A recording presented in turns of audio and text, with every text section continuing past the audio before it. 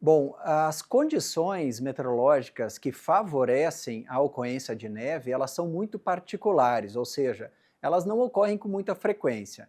Basicamente, nós precisamos ter bastante umidade na atmosfera, especialmente da superfície até 3 quilômetros de altura, e muito frio. E essa condição, ela não é observada tão facilmente, especialmente aqui no estado do Paraná.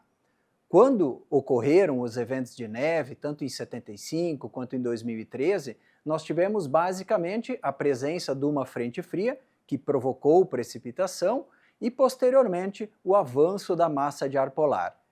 Essa massa de ar polar, ela se desenvolveu sobre a Argentina e acabou se deslocando de forma continental, ou seja, da Argentina em direção ao Paraguai, ao sul do Brasil. Dessa forma, essa onda de frio acaba produzindo um frio bastante extremo e temperaturas normalmente negativas em boa parte do sul do país.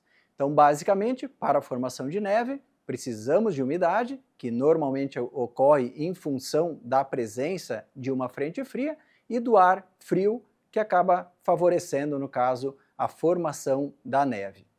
Para o desenvolvimento, a formação dos flocos de neve, basicamente, dentro da nuvem, com temperaturas próxima ou abaixo de 0 grau, nós temos a formação dos cristais de gelo e o acoplamento desses cristais de gelo, ou seja, eles colidem entre si e acabam formando o floco de neve.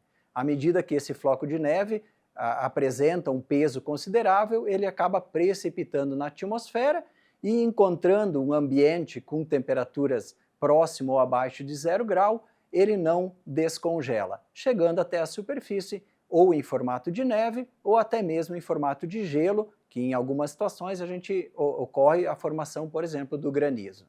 No dia 17 de julho de 1975, nós tínhamos a presença de um sistema frontal entre o Paraná e o estado de São Paulo, também a presença de um sistema de baixa pressão sobre o oceano, que acaba contribuindo também para o ingresso de umidade do oceano, e o ar polar ingressando da Argentina pelo oeste e sudoeste do Paraná. Na manhã do dia 17, por exemplo, aqui na capital, nós tínhamos temperatura próxima a 0 grau e já com ocorrência de neve. Mas, segundo relatos, a neve foi mais expressiva durante a tarde do referido dia. Os eventos de neve não são tão frequentes em função exatamente dessa situação muito particular na atmosfera que precisa ocorrer para o fenômeno, no caso, se desenvolver. Então é frente fria, presença de um sistema de baixa pressão, normalmente sobre o oceano, e um ar polar ingressando pelo continente, normalmente avançando pelo norte da Argentina. Então isso é uma situação que não é observada tão comumente sobre o sul do Brasil.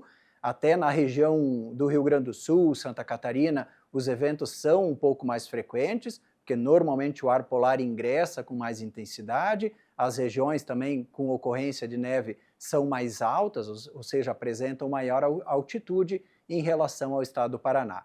De qualquer forma, aqui no estado, nós temos no sul paranaense, região de Palmas, uma região em que praticamente aí nós temos uma neve por ano, isso pelo menos com base aí em estudos científicos. Aqui na capital, o evento não é tão frequente em função exatamente dessa situação.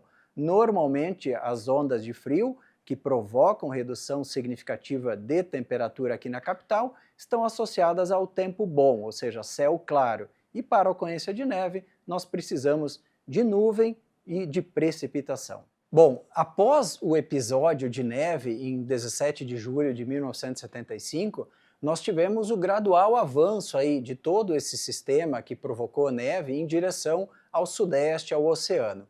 E aí sim, a massa de ar polar tomou conta do estado do Paraná.